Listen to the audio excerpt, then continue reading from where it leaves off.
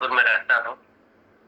और बस 1995 में मेरी जॉब लगी थी सुधा डेयरी में। जॉब लगने के पहले हम बहुत गांव में रहते थे और किसान का ही काम करते थे, मतलब किसानी का ही काम था। जॉब लगने के बाद हमने सोचा था कि बहुत बढ़िया हमारे लिए एक जीवन में मतलब होता है ना कि एक अचीवमेंट हो गया कि सुधा डेयरी में जॉब लग गया, सरकारी नौकरी हो गई। लेकिन जॉब में इतने पैसे नहीं मिल रहे थे कि हम सरवाइव कर पाए। हम करीब करीब 5 सालों तक इस व्यू में रहे कि इस साल कुछ बच जाएगा तो हम एक छोटा मोटा स्कूटर या मोटरसाइकिल खरीद लेंगे।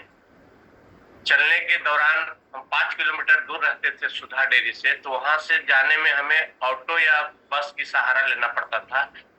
तो यहाँ से मेरे दिमाग में एक चीज आया, पार्ट टाइम में यदि कुछ किया जा सके तो वहां से कुछ इनकम जनरेट किया जा सकता है।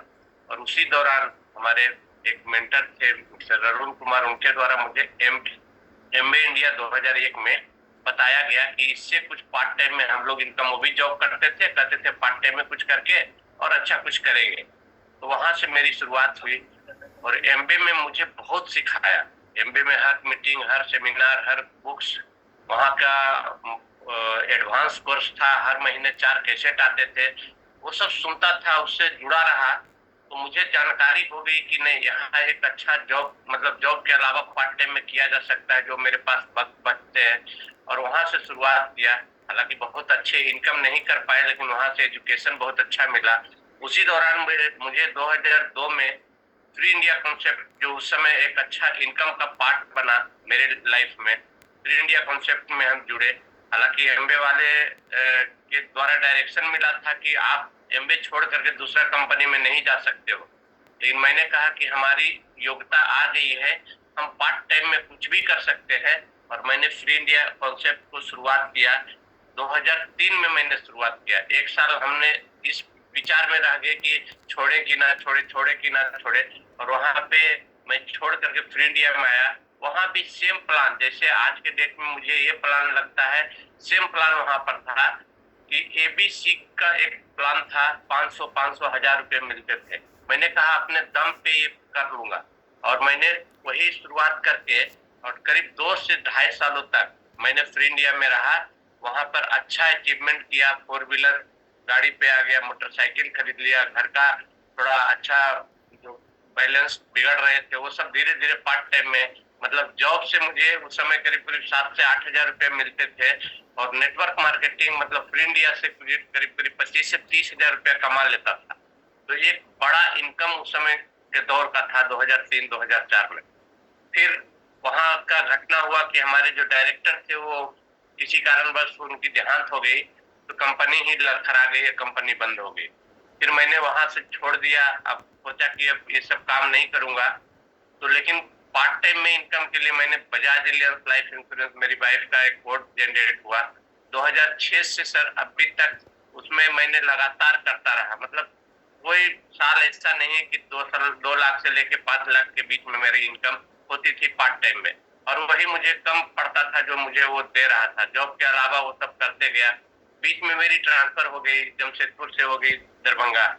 उस दौरान आपसे मुलाकात हुई और आप टीसीडब्ल्यू रियल्टी प्राइवेट लिमिटेड जो पटना में काम कर रही थी, मैंने वहां पर भी कुछ अच्छे लोगों के साथ मुलाकात की। और वहां पे मैंने एक अच्छा बिजनेस डेवलप किया। मतलब रियल एस्टेट में बोला गया था कि नेटवर्क मार्केटिंग के माध्यम से कुछ पैसे वहां पर अर्निंग किए, तकरीबन 50 से 60 लाख रुपया इनकम भी किया। और 2 प्लॉट मैंने फ्री करा लिया वहां पे वर्क करके पार्ट टाइम। तो जब हम उस थोड़ा सा टाइपिंग में गए 2 साल के दौरान ही ये सब हुआ, 2014 से 2016। फिर मैं वापस जमशेदपुर आया तो वो भी खत्म हो गया। और उस समय एक वाइन बिजनेस आ गया था, बिलियनेक्स बोल करके कंपनी थी। हमें लगा कि वो वाइन में बहुत अच्छा पैसा आ रहा है लोगों को, तो हम भी वहां पे जुड़ गए। जुड़ने के साथ कुछ पैसे तो कमाए, लेकिन वहां पे बहुत बड़ा नुकसान हो गया, क्योंकि 15-16 लाख रुपए मैंने अपने किसी रिश्तेदार और सबसे मिला करके डाल दिया और वो जाके डूब गया। उसके बाद मुझे लगा कि ये नेटवर्क मार्केटिंग अब हमारे लायक नहीं है। पार्ट टाइम में बजाज रिलायंस से अच्छा है और मैंने बजाज रिलायंस को फिर से शुरुआत की। 2020 में मुझे प्रोस्टेट कैंसर का परेशानी आया, उसी समय हमने इस बिजनेस को शुरुआत की, क्योंकि पानी के द्वारा बताया जा रहा था कि सारे शरीर के सेल्स के ऊपर काम करेगा, और मैंने इस चीज को समझ गया कि हाँ ये बहुत अच्छा काम करेगा, तो मैंने इस मशीन को खरीदा, इंस्टॉल किया। हमारे घर में और भी जो परेशानियां थी वो सबको दूर करते हुए 2023 से मैं इस बिजनेस को शुरुआत किया पार्ट टाइम में एक अच्छे लेवल के लिए, और आज यहाँ पर सेट हूँ। आज के डेट में यहाँ का जो इनकम है वो हमारे सैलरी के इनकम से काफी अच्छा दे रहा है। करीब करीब 2 लाख से ऊपर की इनकम आज के डेट में हमेशा मेरे अकाउंट में आ जाता है, जनरेट हो जाता है। तो ये यहाँ से जो लगा कि नेटवर्क मार्केटिंग की जो असली रूप है वो हमें इनेजिक दिया, क्योंकि इनेजिक में पिछले 3 सालों में कोई ऐसा मंथ नहीं है जिसमें मेरी इनकम एक अच्छे लेवल पे नहीं रहा, और लोगों के बीच में ये किसी भी अच्छे लोगों के साथ जाकर के बैठ करके मैं इसको बता सकता हूँ।